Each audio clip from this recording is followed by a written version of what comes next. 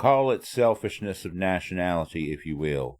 I think an inspiration to patriotic devotion, to safeguard America first, to stabilize America first, to prosper America first, to think America first, to exalt America first, to live for and revere America first. That is a quote from Warren Harding, and Warren Harding is totally interested in placing America first. So, Marshall, there's a lot of very aspirational political blather there. But what is President Harding really trying to say? Well, President Harding specialized in political blather, and it's kind of, it means what you think it means. And we'll get into some of that. Welcome to the United States of Amnesia. You found us. Thank you. We are the podcast that reminds us of what we have forgotten. It is often said that history repeats itself. Mark Twain allegedly said that history doesn't repeat itself, but it rhymes. Ecclesiastes probably said it best in chapter 1, verse 9, quote, "Everything that has been will be again. Everything that has been done will be done again. There is nothing new under the sun," close quote. But over time, many topics have become clouded by biases and oversimplifications, or have become mythologized and now are misunderstood. Misunderstanding means learning the wrong lessons from history, perhaps, or even learning nothing at all. And that can leave us poorly prepared for history's next rhyme. Your hosts are Marshall Newman, Mike Mendenhall, and myself, Blake Henke. In this podcast, we will cover topics of history, politics, and religion, and how they interact, and also how they relate to modern-day events and themes. We will try to cut through the biases, oversimplifications, and myths to learn better lessons from the past and to see what they can tell us about the present and maybe even the future. Our first episode will cover America First ideology dating back to the 1880s.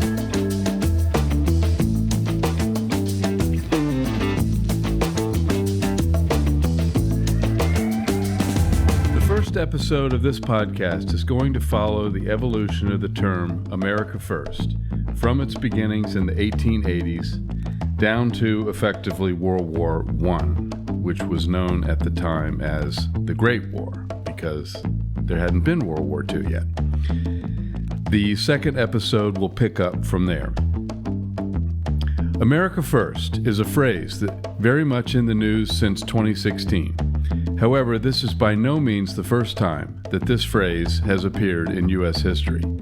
While the sentiment of U.S. exceptionalism runs through our history, the phrase first appeared in the 1880s and went through many different definitions and stakeholders down to the present day. I think that we can safely say that it is never a good sign when this phrase manifests itself in the public sphere. It actually only serves to highlight the political anxieties of a particular era.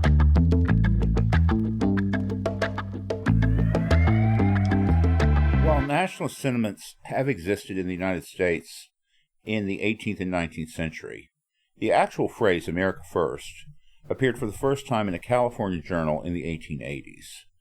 It was a time in which there was concern about U.S. exports, and it referred only to sustaining high tariffs to protect U.S. industry.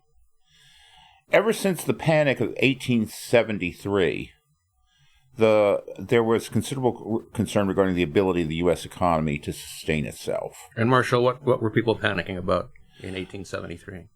Essentially, this was the first and worst depression of its kind that was nationwide and ruined people throughout the entire country. It threw millions of people out of work, and businesses and banks went under. So the entire financial network was disrupted during this period. How long did it take to recover from 6 years. All right, so late into the 1870s. And essentially, this was all done laissez-faire. There was no mood to help people out of their difficulties, and it was basically seen that they had led rather sinful lives to result in this. Right. The government's job wasn't viewed as helping people economically in those days. In a sense, it was all about making their lives worse in some cases, because this was precipitated by government action in paying off the debt from the Civil War. But tariffs became like the norm for industry at this point, and this became an important component of the Republican Party. I mean, this was the first business downturn since the Great Depression, and it's ironic when you think about the Gilded Age. People like to think about the Gilded Age, which is the period after the Civil War up until the 20th century. They think of it as a period of free markets and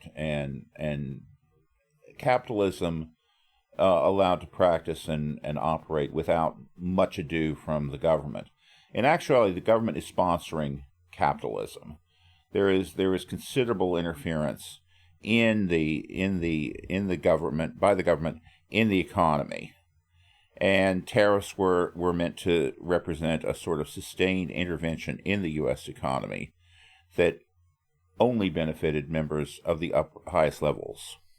But it also, in fairness, though, we also have to acknowledge that until the income tax was authorized under the Wilson 16th Amendment, right? I think until then, tariffs were the main source of revenue for the U.S. government. I was just going to say that. Yes. Yes, they were. So I'm just saying you can't just say that it was about the business interests of anybody, because they had to fund the government somehow, and that was the main means, or maybe the primary means of doing it, if not the only means. Well, of you can approach protectionism and you can approach tariffs in different ways, and one is the lower the tariff, that means that you're generally just generating income there. But if you're doing protectionism, the tariffs are high, and they're actually meant to discourage, collecting the money from the tariff that comes in. So we were actually doing the latter at this point. We were going in and attempting to safeguard U.S. industry, safeguard U.S. manufactured goods, prevent competition rather than encourage competition. And American goods were not as good as some of the things that we could buy over in Britain. Sounds a little bit like what's going on today. Well, what goes around comes around. So there's some legitimacy to having tariffs regulate what comes into the country in order to spur your own industries, right? That's not necessarily by any means a bad idea. It needs to be applied properly, right? Yes. If you are keeping foreign products out and you don't have a capacity to make them here, yes, then you're not really accomplishing anything other than creating scarcity, right?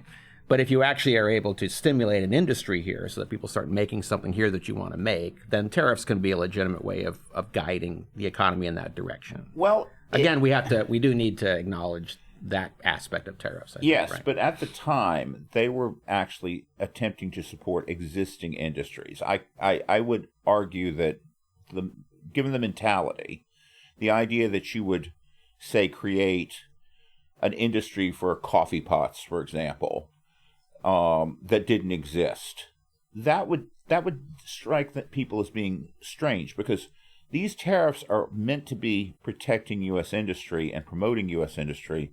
If there's no U.S. industry to protect or promote, there's no point in actually doing it. So the philosophy was about protecting existing companies, existing industries, and if no one here makes coffee pots and no one here wants to make coffee pots, then by having a tariff, all you're doing is preventing people from getting coffee pots. Exactly. Right. And again, that would be seen as strange by some of these guys that are administering the tariff or legislating the tariff. They would wonder, why would you want to do this? What would be the point? It's like cutting off your nose to spite your face. To look at what's going on, also in conjunction with this protectionist policy, We're also seeing a lot of demographic and economic changes that are coming into play that are going to impact the future of the government, the future of the country, and future meanings of America First. Immigration was occurring at a rate that is almost unimaginable by today's hysterical standards. Between 1880 and 1920, 14 million immigrants entered the country. Now think about this. People are complaining about thousands of people coming into the country and thinking that we cannot incorporate them. We're talking 14 million people, largely coming into the cities. And this is going to be significant, too, in the future, because it marks a kind of growth of the urban culture that's going to be going on. I've heard it said that there was, in effect, in the late 19th century, an open border, at least for Europeans coming in. Yes. Chinese were excluded, and there was actually, in terms of people coming from within this hemisphere, meaning Hispanics or Latin Americans, there was no idea about trying to prevent them from coming into the country. There was no attempt to do this, and we'll see this later on in this episode about how this group of people were not necessarily identified as any sort of problematic element by people who were seeking to restrict immigration. We'll come back to that. But, we'll come back to that. But famously, when you look at Ellis Island and all those people coming in on the ships, it's an interesting way to think about it in modern terms, to say that, well, that was kind of an open border, at least for Europeans coming in.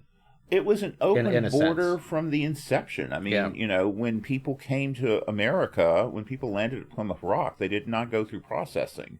And that was kind of how things worked. Except for health. Health became an issue in the 19th century. Right. But you had people coming during the during the Irish potato famine that, were not in the best of health.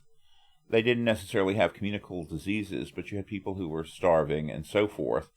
You had people who had been kind of roughed up by the sea voyage, particularly during the Age of Sail, that might not have come across as blooming with vitality there. So, yes, immigration is by today's standards, it is an open border. With really, they would do like a brief health inspection over at Ellis Island or wherever else you would come in and enter the country, and that was it. And as long as you didn't have anything that was considered catching, or they would check you out to see if you were, in the language of the time, a moron. If they had somebody that they felt would definitely be a charge on public health. Mentally unfit. Yeah, okay. That would be also a restriction here. But where the immigrants are coming is significant, particularly in terms of some of the legendary statements that were made. Immigrants are coming not only from Northern Europe. A lot of them were coming from places like Southern Europe and Eastern Europe, and this included Catholics and Jews as part of the contingent.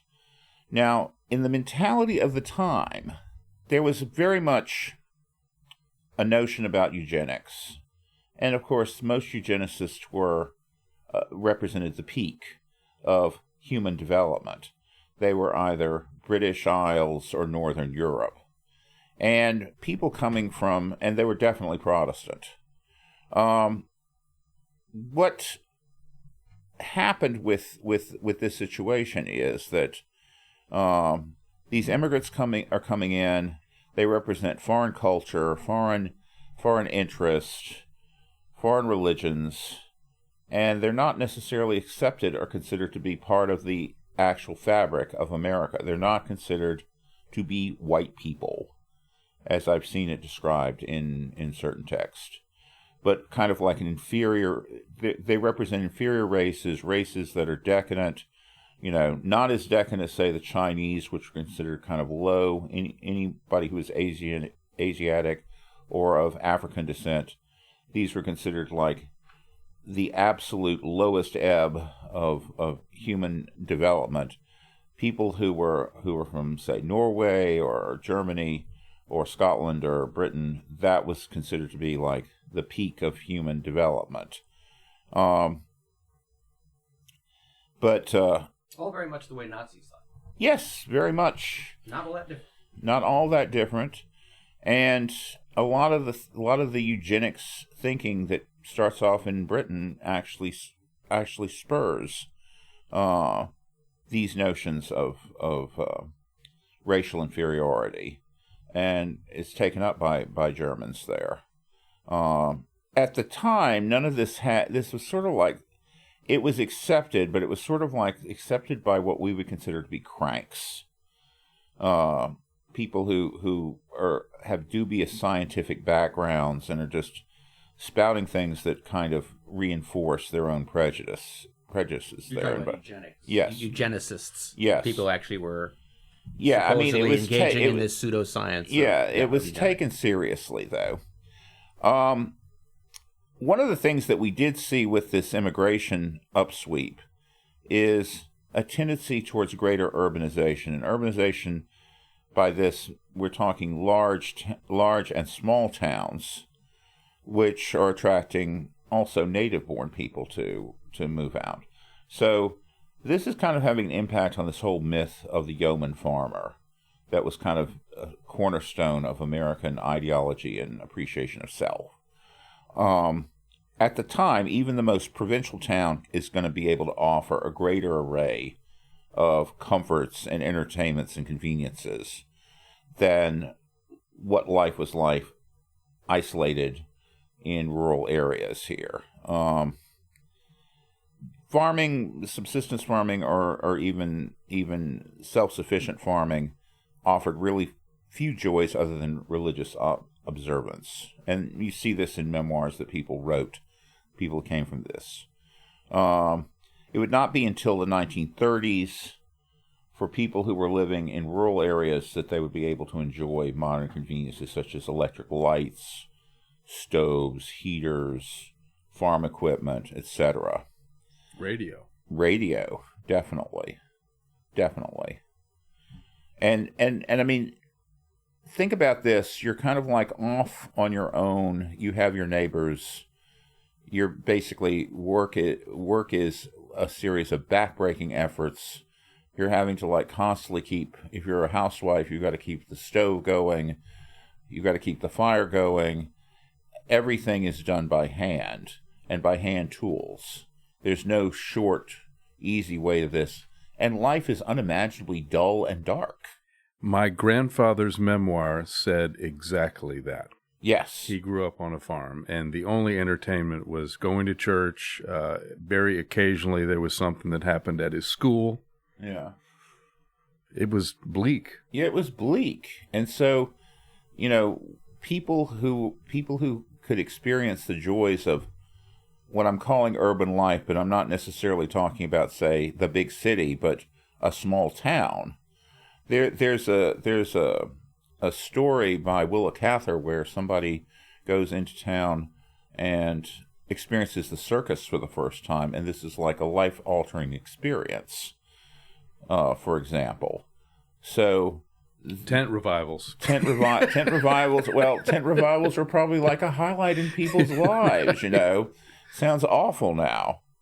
But to get back to this idea of immigration here, we basically see this influx of people from other places, people from countries that traditionally had not had much of a presence in America. They were basically coming in, and they were bringing in their own cultural values. And this is kind of undermining people's sense of themselves here.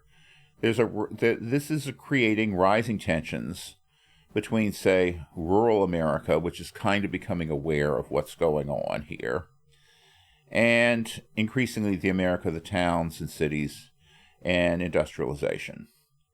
Some of these tensions are going to come to a head, if we can skip ahead a bit in time, in 1916, when America First assumed a different character than just a reflection of American economic policy and protectionism. And before we push on into World War I era, I just want to circle back on one point there, which is understanding the appeal of the yeoman farmer and then these immigrants coming into urban areas. New England was always more New England, and the New York area and such, were always more industrialized than, say, the Midwest or the South were, right? Yeah. And so was the impact there of these people coming in, was that different because people there were in New England and New York and that area were more accustomed to a more industrialized and urbanized life than the yeoman farmer, or was it the same social issue in those parts of the country as it was in the Midwest and the South? Immigration is going to vary depending upon the region, first of all. And the people that are coming in are going to be, some people are going to be staying in the urban areas and be working in factories and things. And so this is a positive boom for the factory owners. They would actually play these guys off against each other in labor disputes and things such as that. Out west, the impact's going to be less because there will be people who will go out and seek to establish themselves as farmers out in the plains, in areas that are, have some relationships with railroads and so forth. And you don't really get to choose your neighbors when you're out in the rural part of the country. And so people might have gotten along a lot better. I hate to bring up Willa Cather again, but, her books, when we look at life in the prairie there, you have people from Bohemia who are running around with established English settlers, English, white Anglo-Saxon Protestant settlers. You don't really find a lot of people who are moving from, say, Jewish area in Imperial Russia, the Pale of Settlement, going out that far and kind of attempting to establish a Jewish community out there. Well, in fact, in the upper Midwest, I believe a lot of the immigration in the mid-19th century was Germans and Scandinavians. Yes. Who met that Nordic ideal. Yes, they did. And also they came in to be yeoman farmers largely, too, didn't they? So, I mean, they met the ideal. They met the ideal. That wasn't a racial, cultural problem as much for people. I mean, the Irish and the Germans did encounter their own problems when they came into the country in large numbers. They weren't necessarily entirely popular either. But this big wave that came in later was a different phenomenon.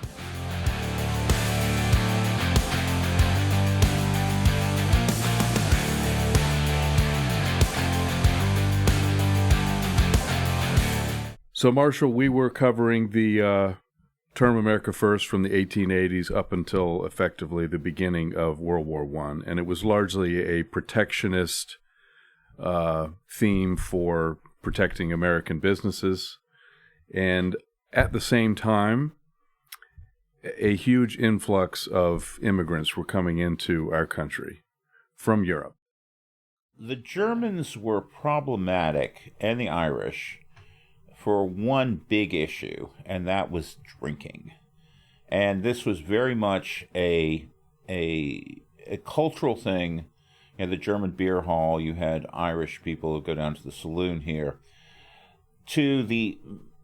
At the same time, the Protestants, the white Anglo-Saxon Protestants, they're becoming enamored with the idea of prohibition and banning drinking. And this issue, we'll get into this in the next episode, but this issue over prohibition, it might have had its moral element, but it's also about controlling these new people and basically not letting them run amok with their alcoholic practices. We were quite a drunk country before Prohibition. Oh, yes. Even de Tocqueville wrote about it, apparently, but that's another issue for another time. That's another issue for another time, most definitely. So this brings us to 1916, and I believe there was a presidential election that year. Mm-hmm. And I believe you're going to tell us about that.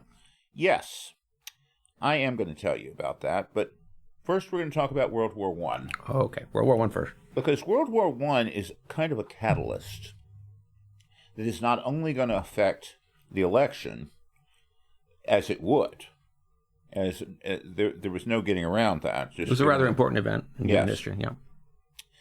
But it also kind of creates a lot of tension, and it all depends on, and it revolves around what sort of effort we're going to devote to taking part in World War I.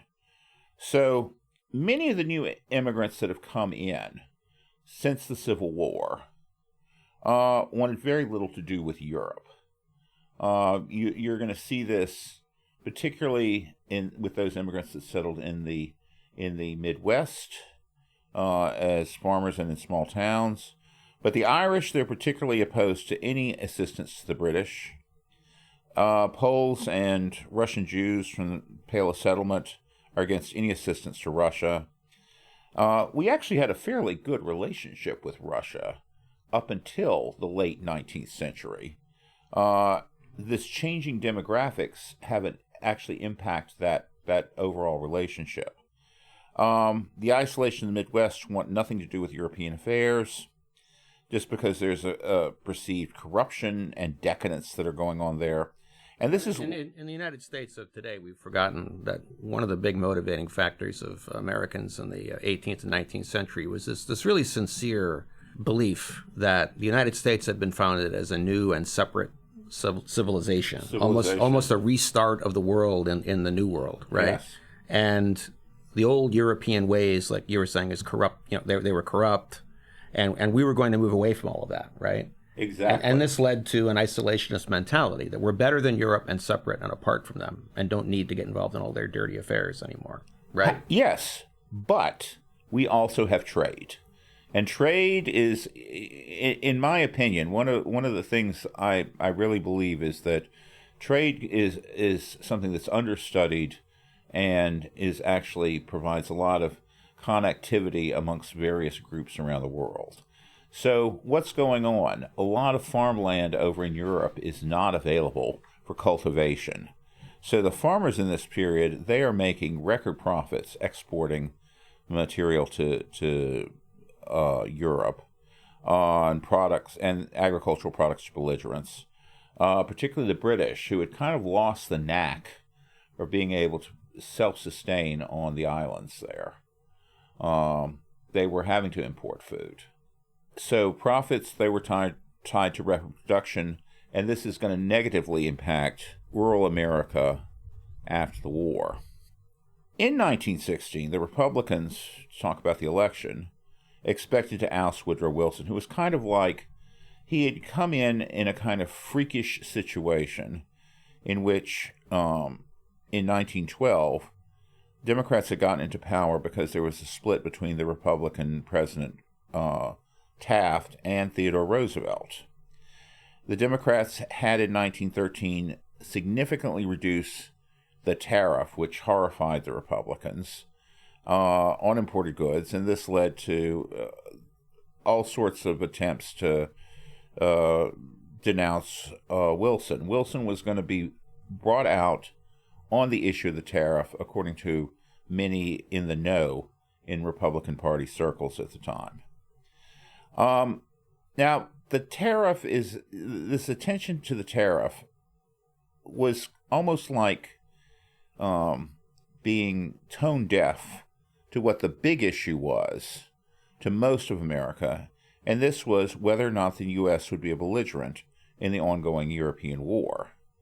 The Republicans really lacked a consistent approach, and if you can say that one section of it was preaching peace, the other side was preaching war here. So take Theodore Roosevelt, who was a prominent figure in the Republican Party.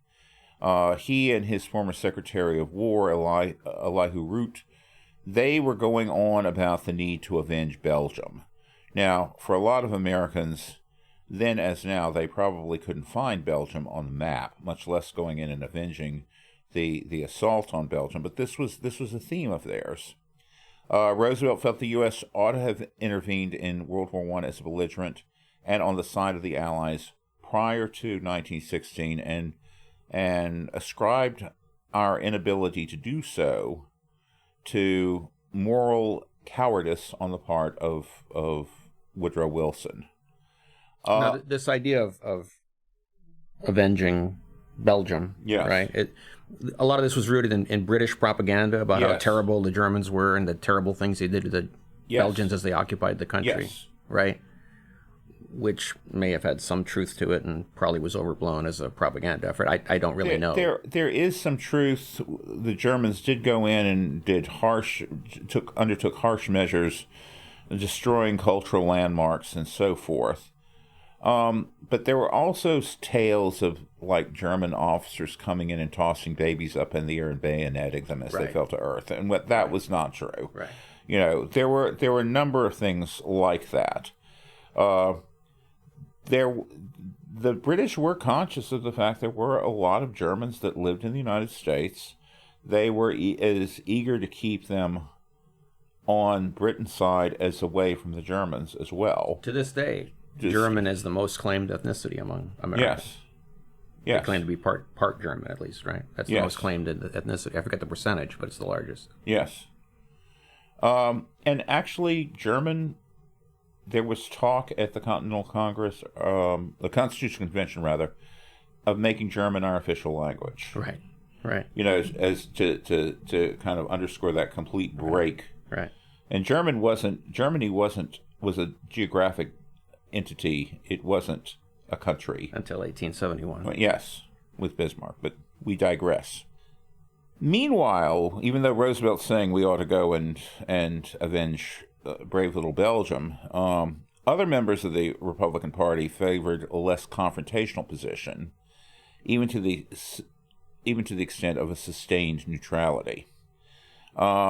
This inconsistent approach, the prospect of war, as events proved, was more of a concern than tariff rates. Issues that involve math generally don't resonate with the people as a whole. The Democrats also had their share of extremists, to include Secretary of State William Jennings Bryan. Bryan was opposed to any and all engagement with the world if there was a chance, even a slight chance, that it could provoke an involvement in the conflict. Bryan resigned due to Wilson's strongly worded protest. This was kind of the minimal response that one could do to the sinking of the Lusitania. It is because of this career that involved a reluctance to engage in behavior that might provoke conflict that L. Frank Baum was rumored to have used Bryan as the inspiration for the Cowardly Lion in The Wizard of Oz.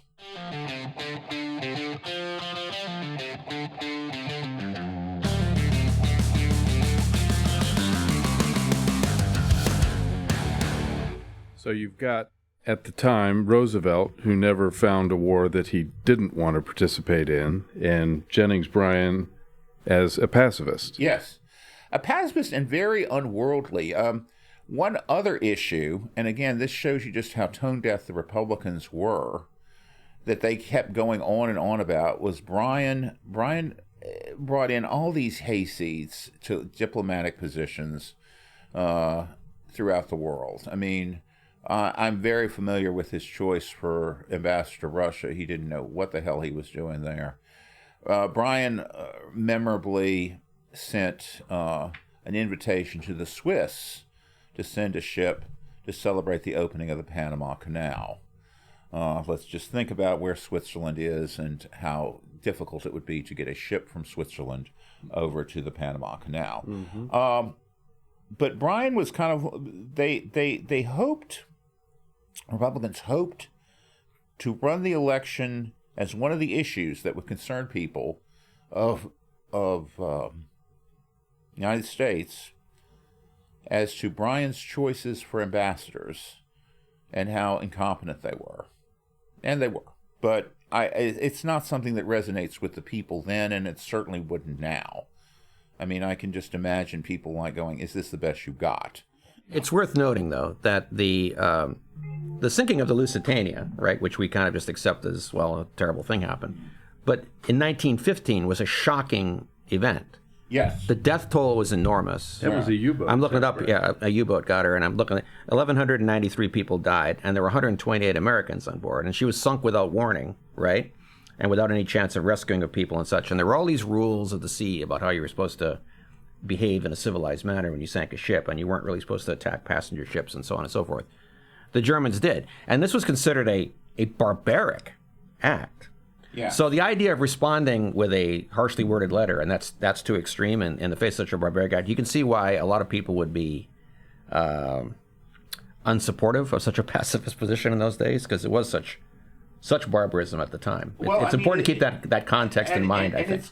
It's an unrealistic approach to basically think that, you're going to have the agency to go in and simply by adopting this sort of pacifist view by sheer force of moral argument that you will somehow make a difference.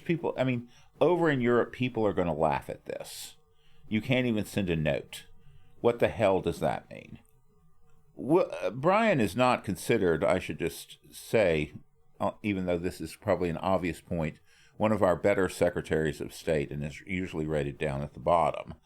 So the Republicans do have a point, but Wilson is going to be the one who is going to be running foreign affairs here, particularly after Brian leaves. Brian was a very powerful influence among certain segments in the Democratic Party. His departure kind of is a blessing to Wilson in many respects. Wilson kind of comes up with an evolving strategy that culminates with his own vision of America First, just in time for the 1916 election. And as a slogan, just like the remarks that we opened with from Harding, it's somewhat ambiguous regarding what any role would be for America in the First World War. America First was used as a foreign policy aspiration, and it, along with other slogans publicized by Wilson's campaign, such as "He kept us out of war," suggested a more thoughtful, less aggressive response to World War I and the provocations by the Germans.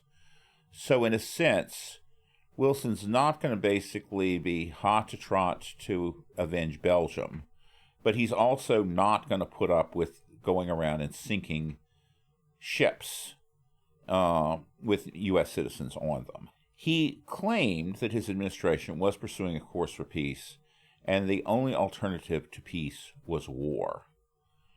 Now, this is an argument that kind of exploits a lot of divisions within the Republican Party, and this is Wilson's version of America First. So you have America First. We shouldn't get involved in European things because we should put ourselves first and our interests first and so on and so forth. It is, since the founding of the Republic, though, the foundation of the Republic in the 18th century, there's always been the idea of freedom of the seas. Yes. So this is a conundrum, isn't it? If the Germans are going to start attacking shipping on the high seas, putting America First would require you to do something about that. But that would involve you getting involved in European affairs, which would seem to violate America First, right? So, right? There is this myth that is going to come into larger play when we look into the lead up to World War II. And the myth is that essentially until the 20th century, we're living in our own little hemisphere here and not really bothering anybody, and we're not really part of this world of European diplomacy. This is nonsense. I mean, if you look at the Civil War, there is plenty of involvement with Europe. There's plenty of involvement with Europe after the Civil War as well. And when we were fooling around in China, we were dealing with the Japanese and a lot of European countries there and so on and so forth. We had late 19th century. Theodore Roosevelt had actually won a Nobel Prize. You know, presidents do win Nobel Prize, and sometimes they actually earn them instead of just insist that they be given them. For arbitration in the war between Russia and Japan. So we are involved. I mean, we had, people talked about we had no entangling alliances. Some of the things that we got up to with the Russians could be considered quasi-acts of war during the Crimean War where Britain was engaged. We had this great hostility towards Britain, and we sought, if not alliances, then friends. And this was something that was very much a part of U.S. diplomacy in the 19th century, which conveniently became more and more obscure, where people would go and invest all sorts of effort into promoting statements taken out of context from Washington's farewell address, particularly those regarding entangling alliances. And no one is trying to become allied to anybody at this point. But the Republicans are having difficulty in this election between what might be called their stalwart and progressive wings. And Charles Evans Hughes, who was Wilson's opponent, struggled to organize a real coordinated campaign that would take into account prominent people like Elihu Root and Theodore Roosevelt, who wanted Germany to be held accountable, and Midwestern pacifists who wanted nothing to do with this war at all, even though most of the people out there are making record profits from selling grain and other agricultural products to the Europeans. He took up his own version of America First, which was in his acceptance speech, which he entitled America First and American Efficiency. And again, he's addressing issues related to the favorite issue of the Republicans, the tariff, also labor relations, U.S. actions in Mexico, women's suffrage. He wasted time devoting, again, a significant portion to dealing with ambassadors overseas and criticizing William Jennings Bryan. A lot of the things that he was doing in his version of America First wasn't exactly things that were putting the Republicans in a vote-winning position here. He didn't assuage concerns about future prospects of involvement of the war in Europe. And this is how Hughes's version of America First actually faltered. However, the most significant thing is he managed to alienate the governor of California, which was in those days a Republican state, and Hughes was unable to carry it due to his feud with Governor Hiram Johnson. I imagine what made the issue of getting involved in the war in Europe in 1916, I mean, moot is too strong a word, but not what it might have been, was that the Germans had backed off of unrestricted submarine warfare after the Lusitania incident. And so you did not have the Germans actively attacking, right, U.S. ships or ships carrying U.S. nationals on the high seas, at least not anywhere near what it could have been in 1915. And that did not come along until 1917. So I would imagine that was our main direct interest in what went on in World War I at that time. And we were not being challenged at that time in 1916. Right? No, we were not. So that must have had an influence as well on the fact. If the Germans had been attacking U.S. ships in 1916, you probably would have had a very different debate and a very different election. This is the point I'm trying to make, right? And America First would have had to confront more of this. We have to keep the sea lanes free, kind of. Yes.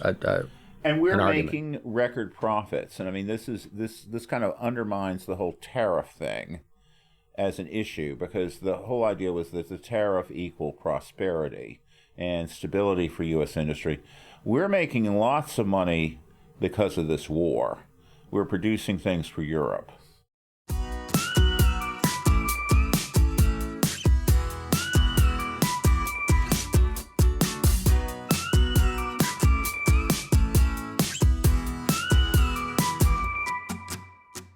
Of course, World War I was a cataclysmic event, heretofore unimaginable on a global scale. In Wilson's time, his understanding that the issue of whether the U.S. would or would not fight in World War I was the critical one for U.S. voters. The Wilson campaign's insistence that he kept the U.S. out of the war only lasted for a month or so after his inauguration in 1917. The U.S. involvement in World War I would alter the perception of what it meant to be an American and would again alter the phrase, America First. So there were a couple of factors that Wilson just couldn't, that were beyond Wilson's control, to keep a sort of avoidance of conflict. One of these was the Zimmermann telegram, which basically was a telegram from the German Foreign Ministry to Mexico. Wilson had had notoriously bad relations with Mexico, but we don't have time really to get into all of that in this particular episode. Suffice it to say, what we can say is that Mexico is having a revolution, and Pancho Villa had been attacking U.S. citizens and property in northern Mexico, and then actually came across the border and attacked U.S. towns across the border from Mexico in early 1916. And John Black Pershing went into Mexico after him and was roaming around Mexico looking for him pretty unsuccessfully. But this was the context of it, right? So, well, there's more. Our relations with Mexico were pretty terrible. Yes, at that time. I mean, we had landed Marines there. And, in 1914. Yes, in Veracruz, we had landed Marines in yep. there because yep. the United States had not received sufficient honors when one of its naval ships had come into port, and as Barbara Tuchman observes, it's like for the average Mexican to see Marines roaming the streets. Their job was apparently to enforce democracy, which was something that was lost upon the Mexican population. Right. But there's another issue as well, isn't there, Mike? Unrestricted submarine warfare? Yes, unrestricted submarine warfare. So the Germans had resumed that in 1917, seeing that probably the war was headed against, the war was not going in their direction, and they needed to knock Britain out of the war somehow, and the way to do that was with the submarine. And they actually had quite a bit of success in 1917. And in that context, as shipping losses are increasing, and so everybody understands what unrestricted submarine warfare is, it means you don't warn any ship that they're being attacked. You make no effort to rescue survivors, right? You just announce, anyone going beyond this certain line in the ocean, I'm going to attack with my submarine without warning and sink you. You've been warned, so don't go, right? Well, proceed at your own risk. And we found that intolerable because we wanted freedom of the seas and we didn't want anybody attacking our ships or our commerce or our people at sea.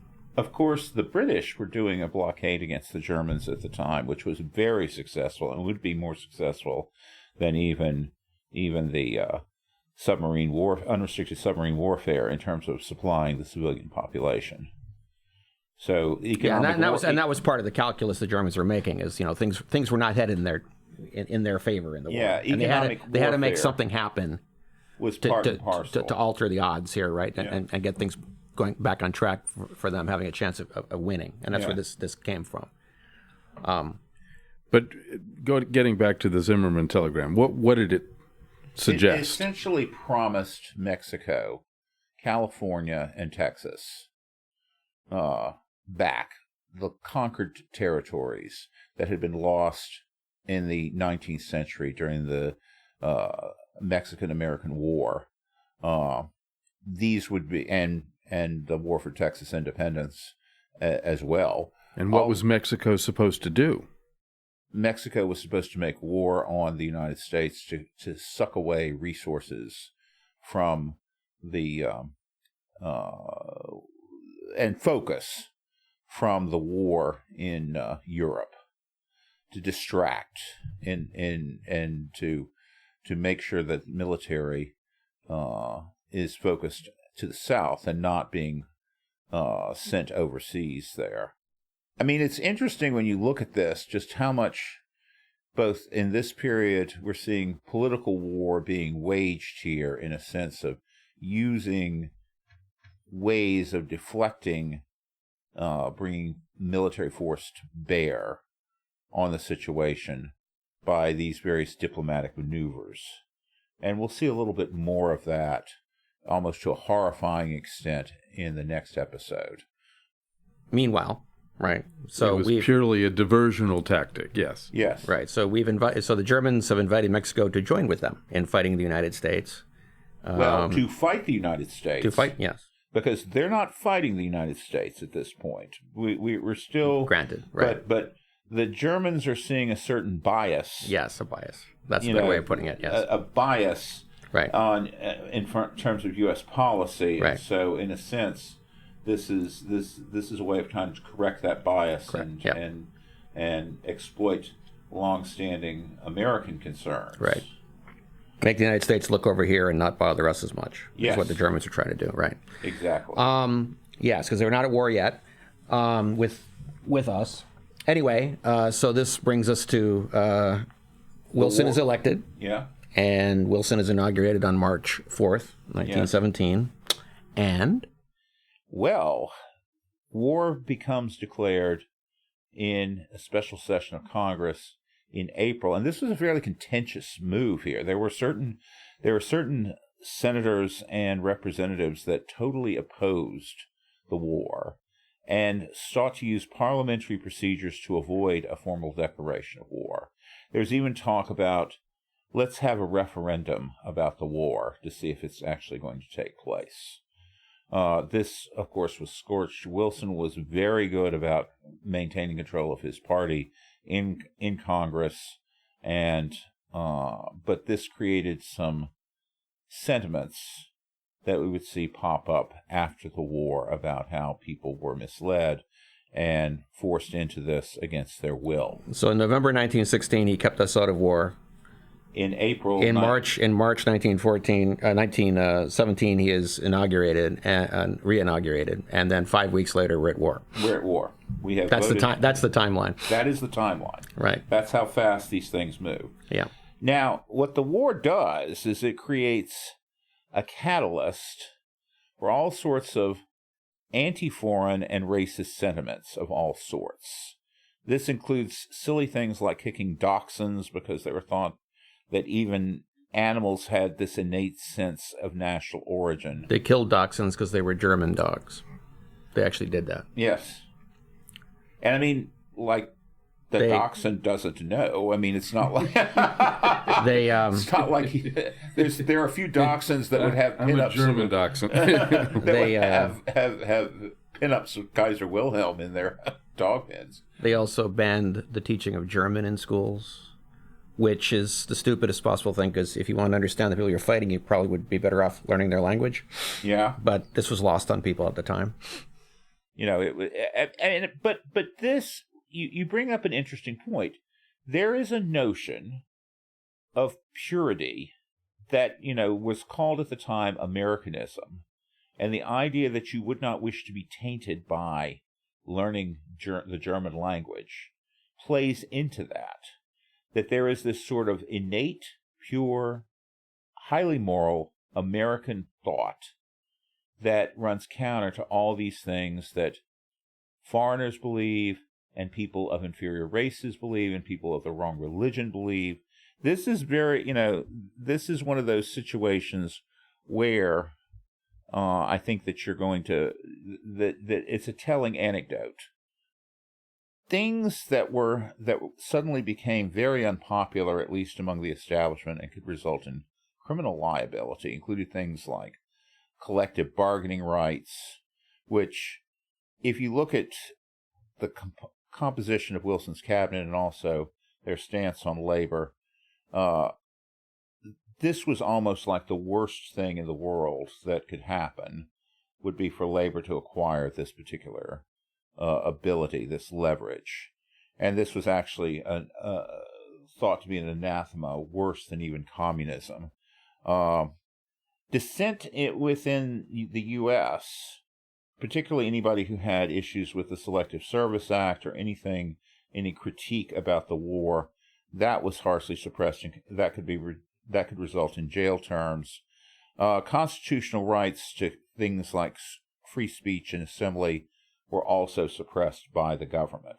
There were even independent groups that took it upon themselves to form their own spontaneous and unaffiliated with the government groups to go around and terrorize people that existed during this period.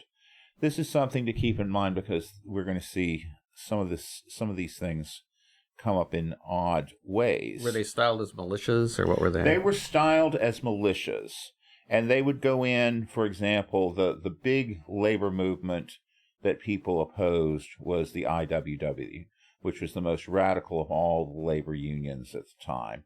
And they would go in and they would haul people off, tar and feather them, and not be prosecuted for doing this. We're talking kidnapping here, we're talking assault, we're talking several laws being violated here, but this is tolerated in the atmosphere because you're dealing with dangerous radicals who are threatening this pure concept of Americanism. So when you say that, let's just be clear. So they're targeting trade unionists and other dissenters.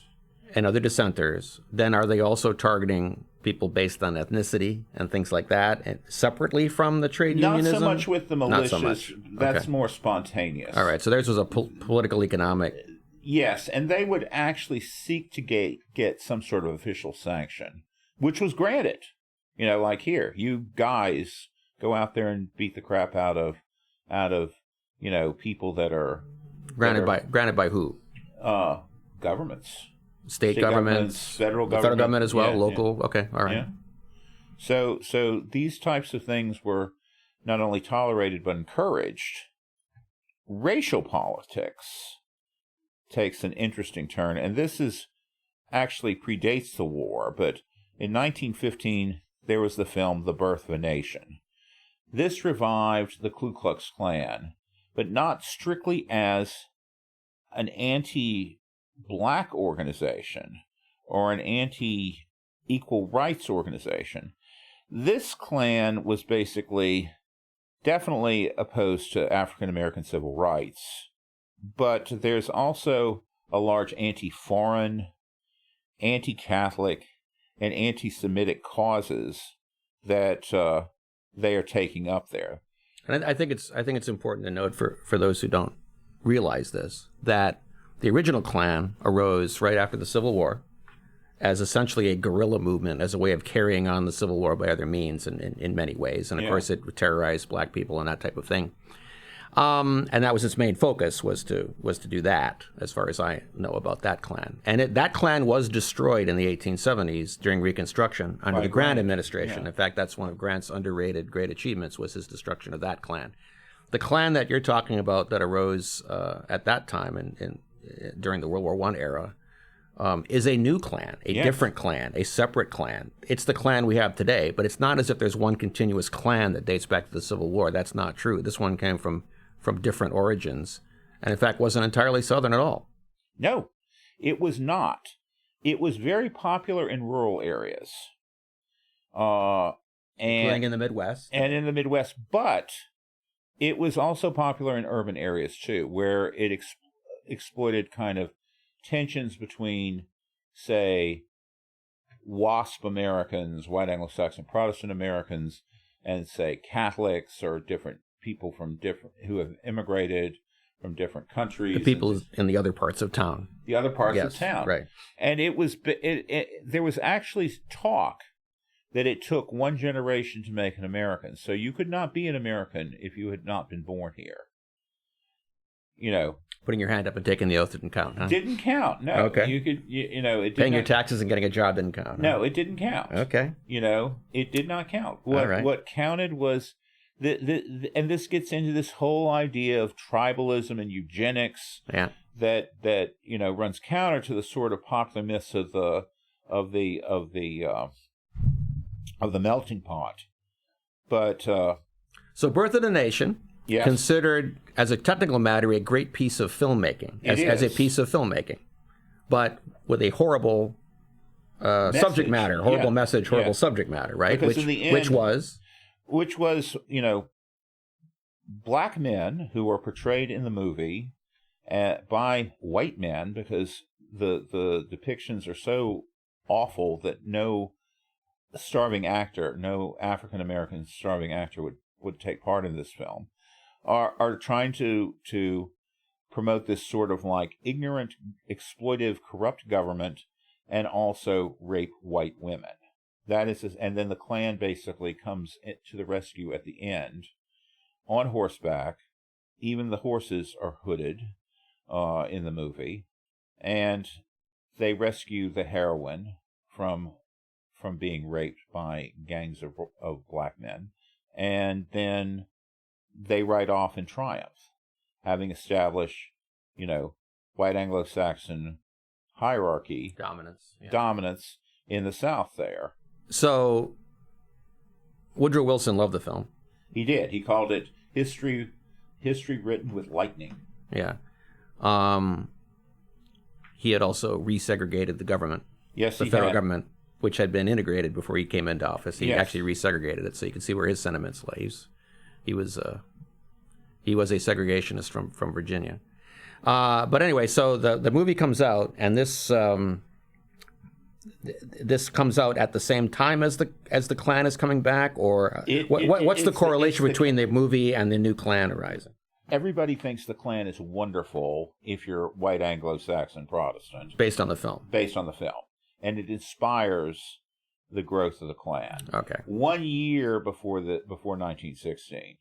So, but into this, because of the war, I would say that this sharpens some of their message, because particularly the anti-foreigner, the war makes Americanism, whatever that's supposed to mean, a kind of nostalgic look back. But I would challenge anybody to say, where is this idealized period where everything was great? People worked hard, people went to church, people, there was no adultery, there was no drunkenness, there was everybody led these very pure lives. And the actual historical record would say that this time period never existed. But this was always something that you find when people use a term like Americanism that they want to bring back. So at the time the Klan is rising, Birth of a Nation, we're becoming involved in World War I, there's also this rise of sentimentality about America's past. Sometime in the past. Our lost past. The 19th century or something, I guess. Yes. Somewhere there. Somewhere in the 19th century, before all these immigrants came When here. things were perfect. Yeah, okay. And, everybody lived rich and rewarding lives filled with hard work and simple pleasures. So this is like the socio-political milieu in the United States when we get involved in World War I. And it's actually being heightened by World War I. Because we're looking at what are the virtues that we are trying to protect here. Well, they're certainly not free speech and freedom of assembly. We're looking at things that are far more abstract than actual real rights here. So another thing that comes into play, along with Birth of a Nation, is the Russian Revolution. And the Russian Revolution inspires all manner of fear in the population as a result of its radical agenda. Which brings us to the Russian Revolution, which had a big effect upon America First. As Wikipedia suggests, quote, America First denotes a set of policies in the United States that emphasize taking foreign policy and domestic policy decisions which serve the interests of the United States before the interests of all other nations and peoples. This typically manifests itself in policies of non-interventionism, American nationalism, and protectionist trade policy, close quote. The concept has, of course, evolved over time. America First ideology began as a protectionist theme in defense of high tariffs in the 1880s and through to the First World War. It was meant initially to protect American businesses, manufacturing, industry, and agriculture. Over this 1880 to 1916 timeframe, as more immigrants arrived here from more and more far-flung places, such as Southern and Eastern Europe and the Pale of Settlement in Russia, and these new immigrants were settling predominantly in cities, America First sentiments began to morph into more cultural themes, and as such they became less associated with American foreign and domestic policies per se, and more associated with societal self-reflection, an apparent yearning for a time in the past when America was truly America, a better America. This was not unlike what is going on today. Depending on who was picking up these ideas and slogans, and they varied across the political spectrum, America First themes ranged in this later period from anti-immigrant, anti-Jewish, anti-Catholic, to anti-organized labor, and included opposition to America's involvement in the Great War. As we will see in the next episode, the end of World War I, the Russian Revolution, and the election of 1920 will serve to sharpen America First themes and to further define them into more of an us versus them mentality with the rise of the new KKK. That's it for this episode of the United States of Amnesia. Thank you for listening. We hope you learned something, and we hope you discovered new ways of looking at things you had already heard or thought about, or perhaps hadn't heard about. If you enjoyed it, that's great. If we made you mad, that's okay too. Either way, email us at usa.amnesia@gmail.com and let us know what you think. Also, let us know about anything you think we missed or got wrong. We'd like to know about that too. And of course, please like and subscribe and let your friends and neighbors know about us. For Marshall, Mike, and myself, till next time.